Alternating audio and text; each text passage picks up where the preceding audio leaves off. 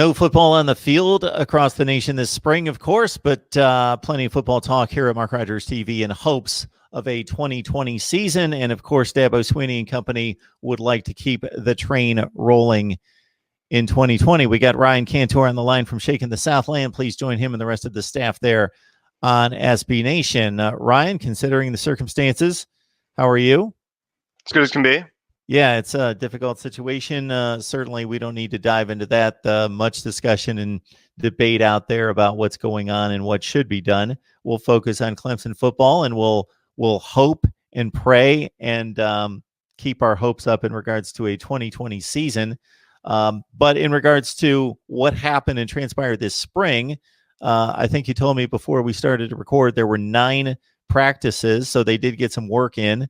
Unlike a lot of teams across the country, but missing roughly 40% of the practice schedule. How do you think that impacts the team, and what units or players could have been more affected than others in preparation of needed development toward August? Yeah, so Clemson's fortunate. They were sort of the last team off the field with them and LSU, and then one of the first teams back in spring practice. They got 9 out of 12 practices in, so most of 3/4 of it. So that helps. Some teams that might start later are a little bit more at a disadvantage. But I also think it's beneficial that Clemson, last year they were really young and they bring back a lot of guys, including the quarterback, running back, Travis Etienne, who we'll talk about. Bring back a lot, so don't have to break in quite as many young guys in key spots as other teams may. So I think that helps as well. Coach Swinney was recently they recently posted a video of him just kind of talking about the whole situation, how they're dealing with it, which was very good, a very good video. And he mentioned most of the teams, back at home with their families, but they're using video, they're using Teams and Zoom and all that to kind of stay cohesive and try to stay on as much of a routine as you can. He said most of the guys have access to a weight room, so they're sending them workouts to do, and the ones that don't, they're getting creative and telling them to do stuff like fill buckets with dirt and carry it, over here and do all sorts of really creative stuff. So strength and conditioning coach Joey Batson has had to get creative, but I think we'll see which players and which teams have the most self-discipline and which guys are self-motivators and are able to kind of hit their goals while they're away from the team and while they don't have coaches looking after every step, right? So now it's got to be pretty mature to hit your goals in this situation. So we talk a lot about Clemson's culture. It's time for it to kind of show up for us in this offseason, this really weird offseason. Mark Rogers TV, the voice of college football, breaking down Clemson with Ryan Cantor from Shaking the Southland on SB Nation. The offensive line situation, losing 4 starters, as we talked about before we started to record. I was very intrigued in comparing and preparing for the Ohio State playoff game and looking at the players that had played in the 2016 playoff game, knowing that would be pretty minimal for both teams, considering that you would need to be a freshman of some sort during that season to have played in that playoff game, to have extended your career to 2019 and play in both of those games. But the Clemson offensive line, considering that team went on to annihilate Ohio State, win a national championship, to have all those starts, all those minutes, all those snaps taken up by true freshmen that have now graduated and moved on, talking about Tremaine Ankrum, Sean Pollard, John Simpson, Gage Cervenka, that at least 3 of those guys played significant, 50, 60 snaps in that game and in the championship game, and then played at an all ACC level throughout their careers, now move on and leave a big void. Yeah, so 4 offensive linemen are gone. Jackson Carman out of Ohio is back. He was excellent. Did a great job against Chase Young in that Fiesta Bowl. So he's back, but they break in 4 new guys. What I think is really interesting, Clemson, just Coach Swinney and the kind of the philosophy they have there. And I think, if you're in the SEC West, maybe you can't do this. So I don't want to give undue credit to ourselves here, but we like to work in a lot of younger guys and build depth when the opportunities are there. So replacing 4 offensive linemen is always tough, but I think it's a little less tough for us, not to mention that the recruiting is really strong. But a guy like Matt Bockhorst comes in. He had over 400 snaps last year. So he's going to be one of the guards, most likely, assuming he wins the job. So, yes, they're breaking in new guys, but they're a little bit more experienced than breaking in, guys who've never really seen the field. They're also a high pedigree. And what I think is super interesting here is, you think back to like the 2016 team. They were excellent at preventing sacks, but in short yardage, you didn't really trust them. And even against Ohio State in this Fiesta Bowl, Clemson found creative ways to score and obviously had a great comeback. And Travis Etienne was great, but it was more so in the passing game. They really couldn't run against a great defensive line and great defense. Now, against Wake Forest, they could run all over them. But when push came to shove, they had to get creative. So now we got a new offensive line. We got some guys who, from what I hear, are more of road graders. Will they be different, right? Is this going to be an offensive line that can push you around? They've got an insane group of running backs. Can they lean on them against an Ohio State who's going to be unbelievable with Trey Sermon coming in via transfer? I mean, that's going to be, 1A, 1B all season. So can we actually run against a team like that? I don't know, but maybe this offensive line's a little different. It'll be interesting. So the connection goes right from the offensive line, obviously, to the running backs because they're directly impacted by the strength of the offensive line. But Travis Etienne, despite not a great run blocking line, don't want to discourage it to that extent, but as you mentioned, was able to move people out of the way, certainly against the bulk of the schedule, but against the truly elite defensive lines had some issues in short yardage and moving the line of scrimmage. But Travis Etienne certainly has not suffered in regards to his statistics that we'll get to in a second. But looking at the running back depth behind him, Lynn J. Dixon obviously was the guy last year. Your thoughts about the overall running back room? Yeah, I think a lot of people were expecting a transfer, and it was great to see that there wasn't one, obviously. But Lynn J. Dixon's back, so he'll presumably be the primary backup for Travis Etienne. We talked about impact of the football season with the whole coronavirus and all that. So I wonder how some of these younger running backs are going to be impacted. Guys who could have been could have benefited from more time with the team. DeMarcus Bowman from Florida is a true freshman coming in. Ches Malusi, Michael Dukes. We got some young guys there. Not all true freshmen, not all there in the spring, but they've really got. This is a weird situation for them, and they're going to be battling for that third spot in the depth chart behind Lynn J. Dixon. There's only so many carries to go around. There's a lot of really talented guys who can earn them and be, very good running backs. Going to be interesting to see how that shakes out. I think they are going to want to get a lot of carries for this group. So just not sure how that's going to shake out. There's just so many 4 or 5, really even 6 guys who really could merit some carries. Got Ryan Cantor on the line talking Clemson football, hopefully a 2020 season in its full schedule is lying ahead, and certainly a lot of speculation in regards to what needs to happen in regards to when the players need to hit the field to get prepared for the first week of September. We're talking a Clemson backfield, and certainly when Travis Etienne made his announcement that he was coming back, I was alerted to his status among the all-time leaders and certainly in the ACC in regards to, I believe he is also already the rushing touchdown leader in the ACC all-time.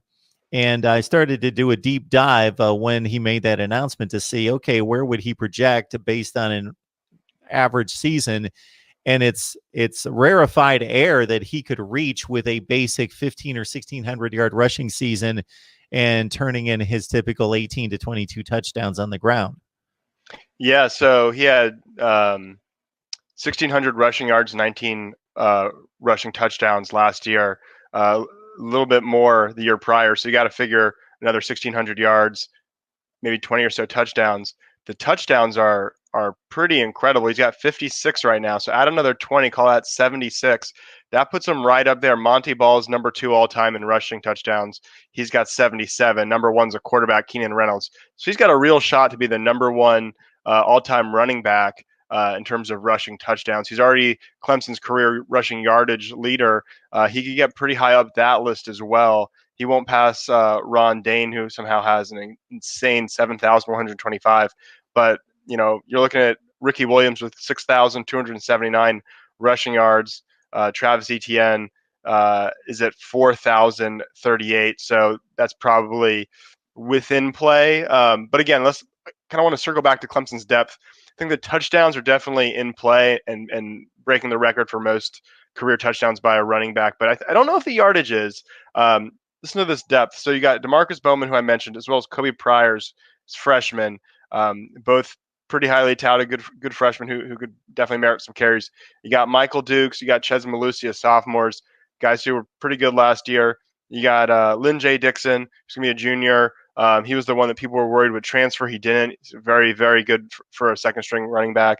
You also have Darian Rencher, who's a senior from nearby Anderson, originally a walk-on, but he's actually a pretty good player. So you got a ton of depth. So I don't think Clemson, especially now, the ACC will be a lot better, and that's something else we could talk about. But they're not going to. There's no teams on Clemson at Clemson's level in the ACC. I don't think they'll lean on Travis Etienne to the point of 2,000 plus rushing yards. So I think the rushing touchdown record is in play. I don't think the rushing yardage is. What do you think, Mark? So again, just to clarify, if you're looking at the rushing leaders, and again, I did the deep dive when he announced that he was coming back, and I had forgotten because I'm just looking at this chart once again for the first time since then. I was thinking, oh, he's like 40th or 45th in all-time rushing. No, he's 134th. So you wouldn't think, oh, well, 134th, he's not going to come anywhere close to anything truly significant.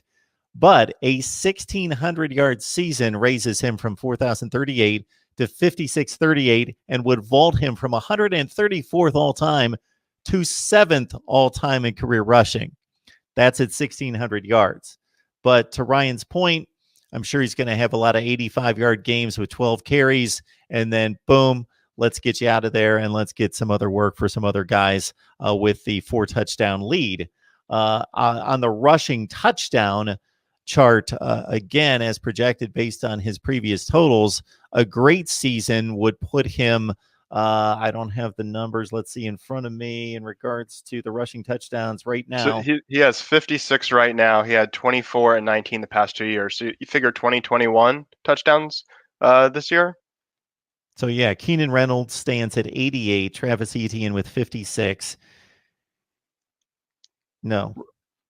56, yeah. So give him another 20 or 21. He's right there at 77. Keenan Reynolds is a quarterback, of course, option offense at Navy. So let's put him aside for this conversation. I don't think Etienne has that in play.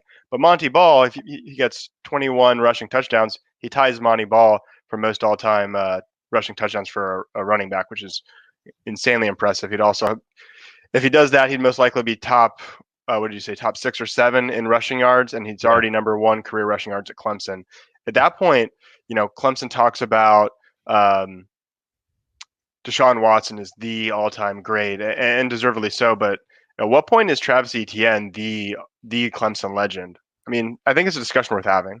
Yeah, if he's top 5 to 6 to 7 all-time in rushing yardage, and he's second all-time or third all-time in rushing touchdowns. Wow, that's those are some big numbers to hit. Yeah, so for perspective, he's at 4,038. So using your 1,600 rushing yards this season, that puts him just above D'Angelo Williams from Memphis. That would put him 7th. So the 2 guys above him, 2 guys below him at that point. So Charles White from the 70s at USC and Jonathan Taylor from Wisconsin just now would be the 2 guys above him. And then D'Angelo Williams from Memphis and Royce Freeman from Oregon would be the 2 guys below him. Pretty good company. Another guy 2 spots below him would be Archie Griffin from Ohio State. Not bad. Yeah. Of course, Archie Griffin, a 2-time Heisman Trophy winner, the only one of those. And Charles White won a Heisman Trophy in 1979 with USC.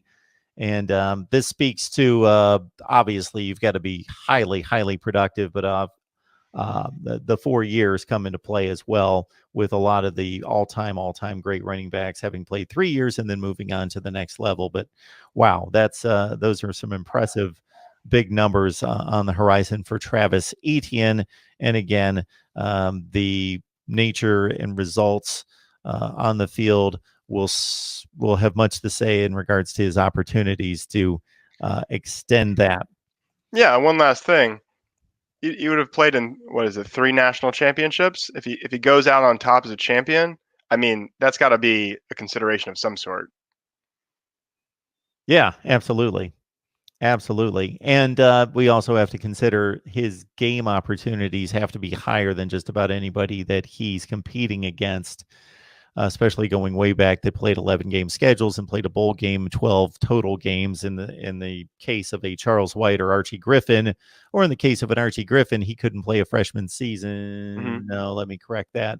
I think 72 to 75. Yes, he was the first. He was the first in the wave that could play the freshman season in 1972. Actually, he was at the cutoff that was able to play the freshman season, but prior to that, freshmen could not play varsity football. A little known fact by many that are watching college football today.